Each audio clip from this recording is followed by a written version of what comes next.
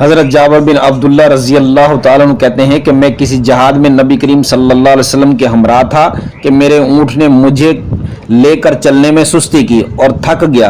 پھر نبی صلی اللہ علیہ وسلم میرے پاس تشریف لائے اور مجھے پکارا، جابر۔ میں نے عرض کی، جی۔ فرمایا، تمہارا کیا حال ہے؟ میں نے عرض کی کہ میرا اونٹ چلنے میں سستی کرتا ہے اور تھک گیا ہے، اس سبب میں پیچھے رہ گیا ہوں۔ بس آپ صلی اللہ علیہ وسلم نے اسے اپنی لاٹھی سے مارا اور اس کے بعد مجھ سے فرمایا، اب سوار ہو جاؤ۔ چنانچہ میں سوار ہو گیا۔ وہ اونٹ اس وقت ایسا تیز ہو گیا کہ بے شک میں اس کو رسول اللہ صلی اللہ علیہ وسلم کے برابر ہو جانے سے روکتا تھا۔ پھر نبی صلی اللہ علیہ وسلم نے پوچھا، کیا تم نے نکاح کیا ہے؟ میں نے عرض کی، جی ہاں۔ فرمایا، کنواری عورت سے نکاح کیا ہے یا شادی شدہ سے؟ میں نے عرض کی کہ بیاہی سے۔ تو آپ صلی اللہ علیہ وسلم نے فرمایا، کسی نو عمر کنواری سے نکاح کیوں نہیں کیا کہ تم اس سے کھیلتی وہ تم سے کھیلتی؟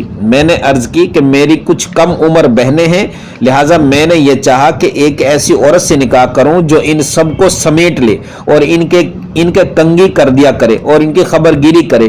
آپ صلی اللہ علیہ وسلم نے فرمایا، اچھا، اب تو اپنی بیوی کے پاس پہنچو گے تو خوب صحبت کے ساتھ مزے اٹھاتا۔ آپ صلی اللہ علیہ وسلم نے فرمایا، کیا تم اپنا اونٹ فروخت کرو گے؟ میں نے عرض کی، جی ہاں۔ پس آپ صلی اللہ علیہ وسلم نے وہ اونٹ مجھ سے ایک اوقیہ سونے یا چاندی کے عوض خرید لیا۔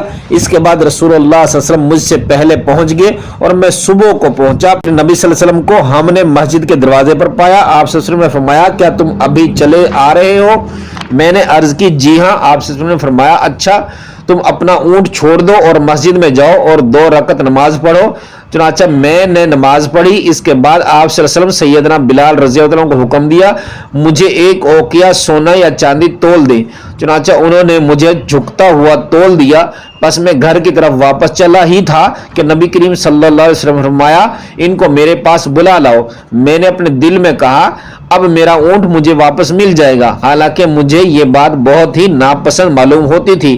آپ صلی اللہ علیہ وسلم نے فرمایا، تم اپنا اونٹ بھی لے لو اور اس کی قیمت بھی لے لو۔